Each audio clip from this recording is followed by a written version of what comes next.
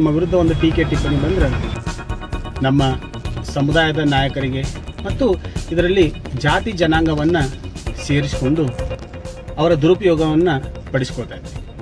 ನಂದು ಹೇಳೋದಿಷ್ಟ, ನಿಮಗೇನಾದರೂ ನಿಜವಾಗಲೂ ನಮ್ಮ ನಾಯಕ ಸಮುದಾಯದ ಮೇಲೆ ಗೌರವ ಅಂತಿದ್ರೆ ನೀವು ಶಾಸಕರು, ಮಂತ್ರಿಗಳು, ನಿಮ್ಮ ಮಗ ಅತಿ ಕಡಿಮೆ ವಯಸ್ಸಿನಲ್ಲಿ BDCC ಬ್ಯಾಂಕ್ನ ನಿರ್ದೇಶಕ ಮತ್ತು ಅದಕ್ಕಿಂತ ಮೇಲಾಗಿ ಅಪೆಕ್ಸ್ ಬ್ಯಾಂಕ್ನ ನಿರ್ದೇಶಕನನ್ನಾಗಿಯೂ ಮಾಡಿದ್ರಿ. ಅದರ ಜೊತೆಯಾಗಿ ಇದ್ದಂಥ ಒಬ್ಬ ಸುಪುತ್ರಿಯನ್ನು ಸಂಸದರನ್ನಾಗಿ ಮಾಡಿದ್ರಿ. ಅದೇ ನಿಮ್ಮಲ್ಲಿ ಆ ದೊಡ್ಡ ಗುಣ ಇದ್ದಿದ್ರೆ ನಮ್ಮ ಯಾವುದಾದ್ರೂ ಸಮುದಾಯದ ನಾಯಕರನ್ನ ತೆಗೆದುಕೊಂಡು ಬಂದು ನೀವು ಸಂಸದರನ್ನಾಗಿ ಮಾಡಬೇಡ್ರಿ, ಆದರೆ ಕನಿಷ್ಠ ಪಕ್ಷ ಈ BDCC ಬ್ಯಾಂಕ್ನ ನಿರ್ದೇಶಕನ ಆಗಿರೂ ಮಾಡಬೇಕಾಗಿತ್ತು. ಯಾಕಂದ್ರೆ ಅಧಿಕಾರ ಕೊಡದಿದ್ರ ನಿಮಗೆ ತಗೋತೀರಿ, ಹೋರಾಟ ಮಾಡಿಸೋದಿದ್ರ ನಮ್ಮ ಮುಗ್ಧ ಸಮುದಾಯದ ನಾಯಕರನ್ನ ಮುಂದೆ ತರ್ತೀರಿ. ಅದು ನ್ಯಾಯೋಚಿತವಲ್ಲ ಅಂತೇಳಿ ನಾ ಹೇಳಕ್ಕೆ ಇಷ್ಟಪಡ್ತೀನಿ. ಮತ್ತು ನೀವು ಈ ಭಾಗದಲ್ಲಿ ನಮ್ಮ ಯಮಕನಮಡಿ ಮತಕ್ಷೇತ್ರದ ವ್ಯಾಪ್ತಿಯಲ್ಲಿ ಸಾವಿರಾರು ಎಕರೆ ಗಂಟಲೆ ಜಮೀನನ್ನು ತಗೊಂಡಿದ್ದಾರೆ. ಅದು ನಿಮಗೂ ಗೊತ್ತು, ನಮಗೂ ಗೊತ್ತು, ಎಲ್ಲರಿಗೂ ಗೊತ್ತು.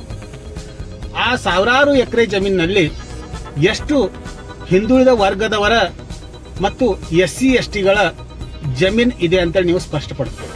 ಯಾಕಂದ್ರೆ ನೀವು ಹಿಂದುಳಿದ ವರ್ಗದ ನಾಯಕ, ಅಹಿಂದ ನಾಯಕ, SC STಯ ನಾಯಕ ಅಂತೇಳಿ ನೀವು ಹೇಳ್ಕೊಳ್ತೀರಿ.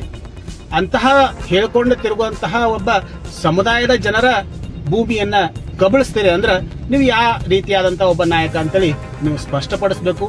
ಅದಕ್ಕಾಗಿ ನಾನು ನಮ್ಮ ಸಮುದಾಯದ ನಾಯಕರು ನಿಮ್ಮ ಪರವಾಗಿ ಹೋರಾಟ ಮಾಡ್ತಾರೆ, ಅವರಲ್ಲಿ ಕಳಕಳಿ ವಿನಂತಿ ಏನು ಮಾಡ್ಕೊತೀನಿ ಅಂದ್ರೆ, ಏನು ಸಾವಿರಾರು ಎಕರೆ ಜಮೀನನ್ನ ಸತೀಶ್ ಜಾರಕಿಹೊಳಿ ಅವರು ತೆಗೆದುಕೊಂಡಿದ್ದಾರೆ, ಅದರಲ್ಲಿ ನಮ್ಮ ನಾಯಕ ಸಮುದಾಯಕ್ಕೆ ಸೇರಿದಂತಹ ಜನರ ಭೂಮಿಯನ್ನ ವಾಪಸ್ ಕೊಡಿಸುವಂತಹ ಒಂದು ಹೋರಾಟವನ್ನ ಶೀಘ್ರ ನೀವು ಮಾಡ್ರಿ ಅಂತೇಳಿ ತಮ್ಮಲ್ಲಿನ ವಿನಂತಿಯನ್ನು ಮಾಡ್ಕೊತಾ ಇದ್ದೀನಿ.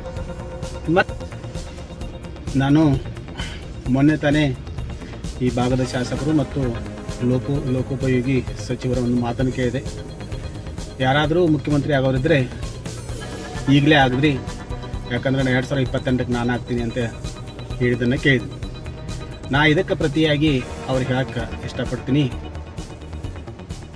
ಸನ್ಮಾನ್ಯ ಸತೀಶ್ ಜಾರಕಿಹೊಳಿ ಅವರೇ, ಒಂದು ವೇಳೆ ಮುಖ್ಯಮಂತ್ರಿ ಆಗುವಂಥ ನಿಮ್ಮಲ್ಲಿ ಬಯಕೆ, ಕನಸು ಇದ್ರೆ ಇದೇ ಸಲ ಆಗಿಬಿಡ್ರಿ.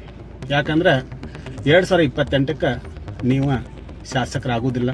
ಯಾಕಂದ್ರೆ ಯಮಕನಮಡಿ ಮತಕ್ಷೇತ್ರ ಜನತೆ ನಿಮ್ಮನ್ನು ಸೋಲಿಸ್ತಾರೆ ಮತ್ತು ಆ ಪ್ರತಿಜ್ಞೆಯನ್ನು ಈಗಾಗಲೇ ಮಾಡಿ ಆಗೈತಿ. ಅದಕ್ಕಾಗಿ ನನ್ನ ಒಂದು ಸಲಹೆ ಏನಪ್ಪ ಅಂದ್ರೆ, ಏನಾದರೂ ಮುಖ್ಯಮಂತ್ರಿ ಆಗುವಂಥ ಕನಸು ನಿಮ್ಮಲ್ಲಿದ್ದರೆ ಈಗಲೇ ಮುಖ್ಯಮಂತ್ರಿ ಆಗ್ರಿ. 2028ಕ್ಕೆ ನೀವು ಮುಖ್ಯಮಂತ್ರಿ ಅಲ್ಲ, ಮಾಜಿ ಶಾಸಕರಾಗ್ತೀರಿ ಅಂತೇಳಿ ಈ ಮೂಲಕ ಹೇಳಕ್ಕೆ ನಾನು ಇಚ್ಛೆ ಪಡ್ತೀನಿ.